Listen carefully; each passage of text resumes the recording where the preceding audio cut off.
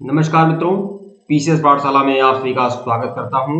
आप लोग जानते हैं कि यूपी असिस्टेंट प्रोफेसर का फॉर्म निकला हुआ था कुछ वर्ष पहले। तो अब उत्तर प्रदेश शिक्षा सेवा चयन आयोग बन चुका है और उत्तर प्रदेश शिक्षा सेवा चयन आयोग अब यूपी असिस्टेंट प्रोफेसर जो 1017 पदों पर यह वैकेंसी है, इसके परीक्षा का ऐलान कर दिया है। 9 फरवरी 2025 और 10 फरवरी 2025 दो तिथियों में इसकी परीक्षा होने वाली है। 1017 पद है और 1,14,000 कैंडिडेट है। एक आप लोगों को बता दूं इसके सिलेबस के बारे में। आप लोगों को पता है कि 70 प्रश्न आपके अपने सब्जेक्ट से होंगे, अपने विषय से होंगे और 30 प्रश्न आपका जनरल नॉलेज का होगा। जनरल नॉलेज आप लोग के लिए काफी महत्वपूर्ण है। इसमें आपके आईसीटी से रिलेटेड प्रश्न होंगे, कंप्यूटर से रिलेटेड प्रश्न होंगे, समसामयिकी से रिलेटेड प्रश्न होंगे, आपके भारतीय संविधान राज्य व्यवस्था का संबंधित प्रश्न होगा, भारतीय इतिहास एवं भूगोल से रिलेटेड प्रश्न होंगे और आपका शोध एवं शिक्षण अभिवृत्ति से संबंधित प्रश्न होंगे। ठीक है, तो बहुत सारे प्रश्न आप लोगों के लिए रहेंगे और यह बात आप जान लीजिए, पीसीएस पाठशाला का टारगेट है कि 30 प्रश्न जो आपके जीएस के आएंगे उस 30 में से 25-27 प्रश्न आप करके आए, 25 से 27 प्रश्न आप करके आएंगे। यह बात आप जान लीजिए, हवाई बातें नहीं कर रहा हूं। इसीलिए जो भी लोग हमारे कोर्स को ज्वाइन करना चाहते हैं, हमारे ऑफिशियल व्हाट्सएप नंबर पर मैसेज कर सकते हैं। 8318397276 हमारा ऑफिशियल व्हाट्सएप नंबर है। कंप्लीट कोर्स जो है जनरल नॉलेज का वह है 599 रुपए का कोर्स है, केवल 599 रुपए का कोर्स है। मित्र इसमें मैं क्या दे रहा हूं, इसमें आपको 2500 से लेकर 3000 एमसीक्यू दूंगा, फुल एक्सप्लेनेशन के साथ दूंगा। यहां तक कि आप लोग को handwritten notes, PPT notes, lectures video के सारे नोट्स भी आप लोगों को मिलेंगे। लेकिन यह जो 2500 से लेकर 3000 एमसीक्यू की टेस्ट सीरीज रहेगी आप लोगों की सफलता के लिए बहुत ही महत्वपूर्ण रहेगी। और मैं यह भी बता दूं, अगर आप लोग हमारे सीरीज को फॉलो कर लिए, अगर आप लोग फॉलो कर लिए तो 25 में से 27 प्रश्न आपके सही होंगे, बिल्कुल सही होंगे। तो जो भी लोग हमारे कोर्स को ज्वाइन करना चाहते हैं, हमारे ऑफिशियल व्हाट्सएप नंबर पर मैसेज कर सकते हैं। 599 रुपए का कंप्लीट कोर्स है। वो आप लोग ऑनलाइन टेस्ट भी दे सकते हैं। मैं भी प्रोवाइड कर रहा हूं, हमारा एप्लीकेशन है जिस एप्लीकेशन पर ऑनलाइन टेस्ट भी आप लोग को मिलेगा। तो आप लोग ऑनलाइन टेस्ट भी दे सकते हैं और पूरा का पूरा नोट्स भी आप प्राप्त कर सकते हैं, टेस्ट सीरीज भी प्राप्त कर सकते हैं। जो लोग हमारे कोर्स को ज्वाइन करना चाहते हैं, हमारे ऑफिशियल व्हाट्सएप नंबर पर मैसेज कर सकते हैं। ऑफिशियल व्हाट्सएप नंबर डिस्क्रिप्शन में भी है, ऊपर भी शो हो रहा है, यहाँ पर भी शो हो रहा है। केवल 599 रुपए का कोर्स है। 2500 से 3000 एमसीक्यू और handwritten notes, PPT notes भी आप लोग को उपलब्ध कराया जाएगा। आइए शुरुआत करते हैं। केवल 599 रुपए का कोर्स है मित्र। ठीक है, कंप्यूटर नॉलेज से रिलेटेड प्रश्न है और मैं बता दूं 2500 से 3000 एमसीक्यू में मैं 3000 प्लस मानिए, 2500 मत मानिए, 3000 प्लस एमसीक्यू में से कम 600 प्रश्न, 600-700 प्रश्न आप लोग के सिर्फ और सिर्फ कंप्यूटर नॉलेज से रिलेटेड होंगे। और मैं पूरे दावे यकीन के साथ बता दूं, आप सभी लोग सुनिएगा, अगर आप लोग हमारे सीरीज को, हमारे कंप्यूटर नॉलेज की सीरीज को अगर आप फॉलो कर लिए तो जो 5 प्रश्न आएगा, 5 से 6 प्रश्न आएंगे। ठीक है, 5 से 6 प्रश्न आने की संभावना है। 4 भी आ सकता है, 5 भी आ सकता है, 6 भी आ सकता है, हर यूनिट से आएगा। ठीक है, तो जितने भी प्रश्न आएंगे उसमें आप सभी लोग जो भी प्रश्न होगा वो हमारी सीरीज से होगा। इस बात का विश्वास आप लोगों को दिलाता हूं। इसलिए मैं कहना चाहूंगा परीक्षा होने तक आप इसे पाठशाला से जुड़े रहें। आइए शुरुआत करते हैं। पहला प्रश्न आप लोग की स्क्रीन पर है। समय काफी आप लोग का लग गया क्योंकि समझाना था आप लोगों को। ठीक है, यहाँ पर देखिए पहला प्रश्न आप लोग की स्क्रीन पर है, कंप्यूटर के आविष्कारक कौन थे? कंप्यूटर के जो आविष्कारक हैं वह कौन है? बहुत सामान्य सा प्रश्न ही रहता है, इसलिए मैं सामान्य प्रश्नों को भी उठाया हूं और कठिन प्रश्नों को भी उठाया हूं। कंप्यूटर के आविष्कारक कौन है? तो कंप्यूटर के आविष्कारक आपके चार्ल्स बेबेज है। विकल्प सी जो है आपका सही है आप लोग का। ठीक है, प्रश्न 2 देखिएगा, सबसे पहला कंप्यूटर का नाम क्या था?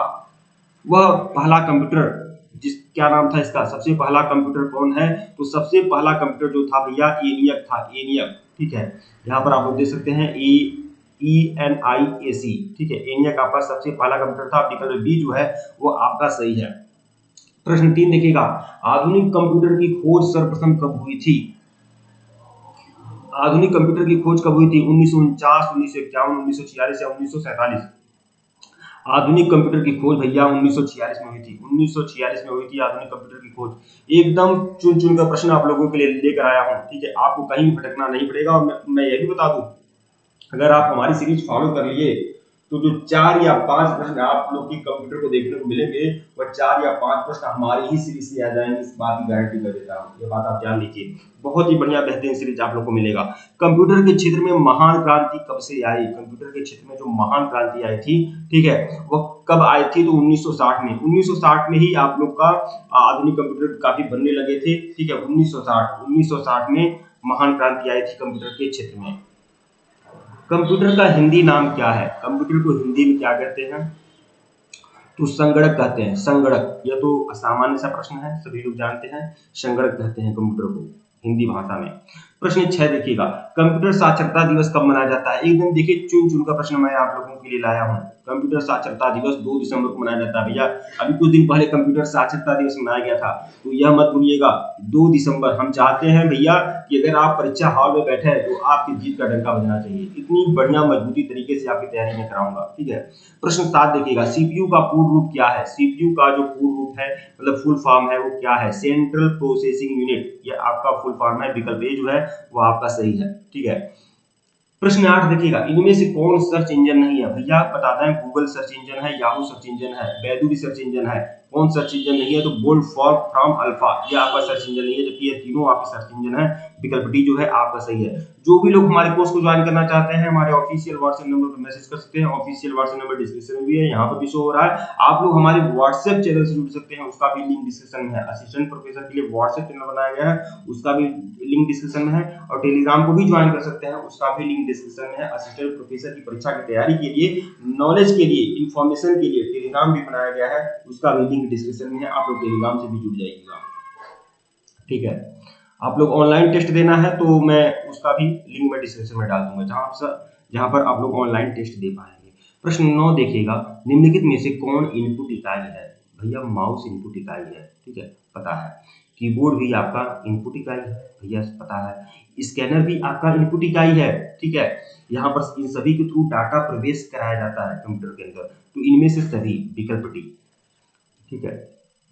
अब कुछ लोग सोचेंगे कि बहुत सिंपल प्रश्न है, भैया सिंपल प्रश्न ही आता है, सिंपल प्रश्न ही आता है, ठीक है, सिंपल प्रश्न भी आता है। एक या दो प्रश्न कठिन भी हो सकते हैं, ठीक है। प्रश्न 10 देखिएगा, 1 किलोवाट यानी 1 केवी कितने बाइट के बराबर होता है? 1 किलोवाट देखिए 1024 बाइट का क्या होता है? 1 केबी होता है भैया, 1 केबी होता है, ठीक है। 1024 केबी का क्या होता है? 1 एमबी होता है भैया, 1 एमबी 1 एमबी होता है। और 1024 एमबी का क्या होता है भैया? 1024 एमबी का क्या होता है? 1 जीबी होता है, 1 जीबी होता है, ठीक है। 1024 जीबी का क्या होता है भैया? 1 टीबी होता है, 1 टीबी होता है। और भी बहुत सारा कुछ होता है, कभी 5-7 और हैं, ठीक है। प्रश्न 11 देखिएगा, 1 एमबी कितने बाइट के बराबर होता है? तो यह तो आपको सोचना होगा, 1 एमबी कितने बाइट के बराबर होता है? कितने किलो बाइट, यहाँ पर होना चाहिए किलो बाइट, कितने किलो बाइट के बराबर होता है? 1024 किलो बाइट, ठीक है। विकल्प ए जो है आपका सही है। प्रश्न 12 देखिएगा, 1 जीबी माने गीगाबाइट, फुल फॉर्म भी याद रखिएगा, जीबी का फुल फॉर्म है गीगाबाइट। तो 1 जीबी कितने बाइट के बराबर होता है? ठीक है, 1 जीबी जो होता है, यहाँ कितने मेगाबाइट होना चाहिए, यहाँ पर गलती हो जा रहा है। अब बाइट के आधार पर तो उस आधार पे काउंट कर सकते हैं आप, ठीक है, अगर बाइट के आधार पर होगा। लेकिन एक जीबी जो है कितने बाइट के बराबर होता है, कितने मेगाबाइट के बराबर होता है? 1024 एमबी, ठीक है। प्रश्न 13 देखिएगा, कंप्यूटरों में प्रयुक्त आईसी चिप्स बनने होते हैं। कंप्यूटर में जो आईसी चिप होता है ना, वो किसका बना होता है? सिलिकॉन का बना होता है, विकल्प डी। भैया केवल 599 रुपए का कोर्स है, आप लोग को सभी नोट्स मिलेगा, सभी टेस्ट सीरीज मिलेगा। और आप लोग को सबसे बड़ी चीज है कि आप लोग को सभी टेस्ट सीरीज का पीडीएफ आप लोग को मिलेगा। 3000 एमसीक्यू आप लोग को दूंगा, 2500 छोड़िए, 3000 एमसीक्यू दूंगा, जो आप लोग का जनरल नॉलेज से रिलेटेड होगा, जो आप लोग के लिए काफी महत्वपूर्ण रहेगा। प्रश्न 14 देखिएगा, इंटरनेट के पते में, इंटरनेट का पता मतलब इंटरनेट का एड्रेस, इंटरनेट के पते में पद HTTP का सही विस्तृत रूप क्या है? मतलब फुल फॉर्म पूछ रहा है भैया। अगर आप हिंदी मीडियम से रहेंगे ना तो ऐसे ही देगा प्रश्न, इसीलिए मैं ऐसे ही प्रश्न लाया हूँ। हिंदी का ऐसा ही शब्द रहेगा, ठीक है, तो आप लोग को पकड़ना पड़ेगा। इंटरनेट के पते में, एड्रेस में HTTP का सही अर्थ क्या है, मतलब फुल फॉर्म क्या है? हाइपर टेस्ट, देखिएगा यहाँ पर देखते हैं, हाइपर टेक्स्ट, यहाँ पर हाइपर टेक्स्ट ट्रांसफर प्रोटोकॉल, हाँ हाइपर टेक्स्ट, मैं हाइपर ही सोच रहा था कहाँ है, हाइपर टेक्स्ट ट्रांसफर प्रोटोकॉल बहुत ही इंपॉर्टेंट है, ध्यान रखिएगा इसे, विकल्प डी। मैं इसीलिए मैं कह रहा हूँ ना कि आपका एक प्रश्न मैं आप लोग का मिस नहीं होने दूंगा। अगर आप इस पाठशाला पर भरोसा करते हैं तो एक प्रश्न आपका मिस नहीं होगा, इस बात की गारंटी आप लोग को दे रहा हूँ, इसीलिए मैं कह रहा हूँ आप लोग ज्वाइन जरूर करिएगा। प्रश्न 15 देखिएगा, किसी कंप्यूटर के प्रोग्राम में बच्चों द्वारा प्रयुक्त भाषा प्राय कौन सी होती है? ठीक है, तो बच्चों द्वारा किसी कंप्यूटर के प्रोग्राम में बच्चों द्वारा प्रयुक्त भाषा प्राय कौन सी होती है?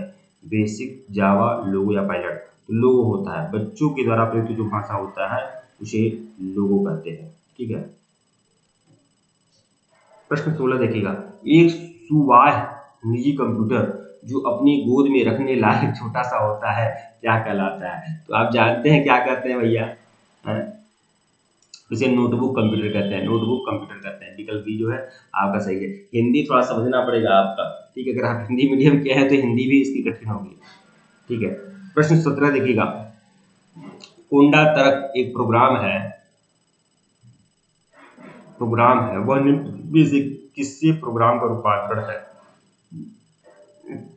कोंडा तर्क से मशीन तक, कोंडा तर्क से मशीन तक, ये समझना पड़ेगा क्या बोल रहा है, इसका इंग्लिश वर्जन देखना पड़ेगा, ठीक है? छोड़ दीजिए इसे। प्रश्न 18 देखिएगा, मल्टी प्रोसेसिंग होता है, मल्टी प्रोसेसिंग जो होता है वह किसके द्वारा होता है? मल्टी प्रोसेसिंग ये बताना है आप लोग को।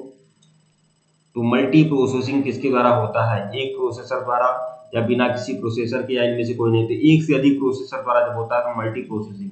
मल्टी का मतलब ये है बहुत ज्यादा, एक से अधिक प्रोसेसर द्वारा, जहां बहुत बड़ा गणना करना रहता है, बड़े बड़े काम किए जाते हैं, वहां पर एक से ज्यादा प्रोसेसर लगे होते हैं, तो उसे कहते हैं मल्टी प्रोसेसिंग। तो विकल्प बी, एक से अधिक प्रोसेसर द्वारा, विकल्प बी, विकल्प बी। प्रश्न 19 देखिएगा, निम्नलिखित में से ऑप्टिकल मेमोरी है, ऑप्टिकल मेमोरी क्या है? Bubble memories, floppy disk, CD ROM या कोर मेमोरीज? तो ऑप्टिकल मेमोरी क्या है? तो सीडी रोम। सीडी रोम क्या है? यह आपका ऑप्टिकल मेमोरी है, ऑप्टिकल मेमोरी। विकल्प सी जो है आपका सही है।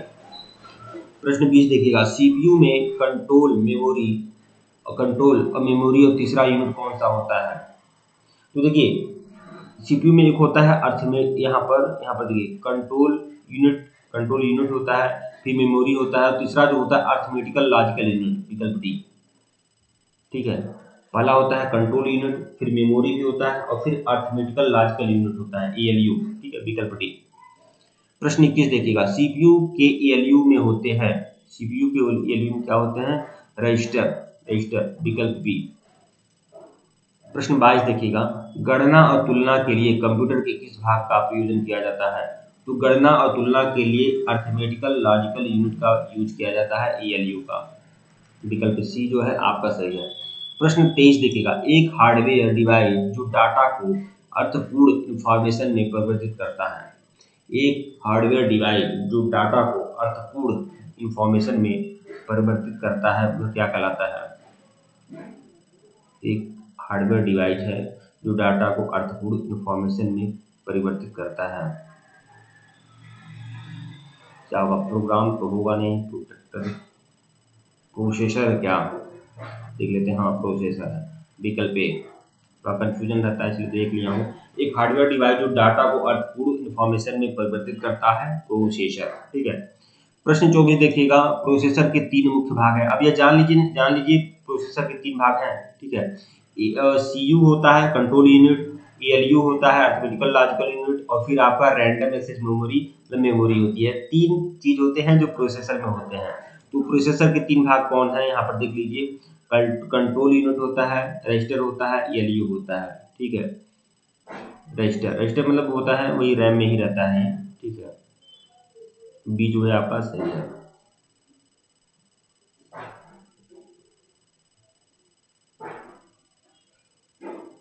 देखिए, सीपीयू के एएलयू में होता है, एएलयू में ही आपका रजिस्टर होता है, ठीक है? ऐसे है, और रैम तो अलग होता है। प्रश्न 25 देखिएगा, सीपीयू और इनपुट और आउटपुट के बीच सिग्नलों के मूवमेंट को कौन नियंत्रित करता है? सीपीयू और आईओ मतलब इनपुट और आउटपुट के बीच सिग्नलों के मूवमेंट को कौन नियंत्रित करता है? तो कंट्रोल यूनिट। कंट्रोल यूनिट का काम है इनपुट और आउटपुट के जो सिग्नल, इनपुट और आउटपुट के जो सिग्नल निकलते हैं सीपीयू तक जाते हैं गणना करने के लिए, उसका काम कौन नियंत्रित करता है? Control unit. इसका काम है कंट्रोल करना। ठीक है मित्रों, वीडियो को लाइक और चैनल को सब्सक्राइब करिएगा, टेलीग्राम को बिल्कुल ज्वाइन करिएगा, लिंक डिस्क्रिप्शन में दिया गया है। अगर इसके पहले का वीडियो नहीं देखे हैं, अरे इसके पहले का वीडियो कहाँ देखोगे भैया, ये पहला टेस्ट सीरीज है, ठीक है? तो इस तरह से टेस्ट सीरीज चलता रहेगा। इसी तरह से बाकी जो जनरल नॉलेज के अलग अलग पोर्शन है यूपी असिस्टेंट प्रोफेसर जीएस के लिए सबको कंप्लीट कराए जाएंगे। और जो लोग हमारे कोर्स को ज्वाइन करना चाहते हैं ज्वाइन कर सकते हैं। 8318397276 हमारा ऑफिशियल व्हाट्सएप नंबर है, मैसेज कर सकते हैं। ऑफिशियल व्हाट्सएप नंबर डिस्क्रिप्शन में भी है, ऊपर भी शो हो रहा है। केवल 599 रुपए का कोर्स है और 3000 एमसीक्यू मिलेगा आप लोगों को, ठीक है? और नोट्स भी आपको प्रोवाइड कराया जाएगा। धन्यवाद आप लोग को।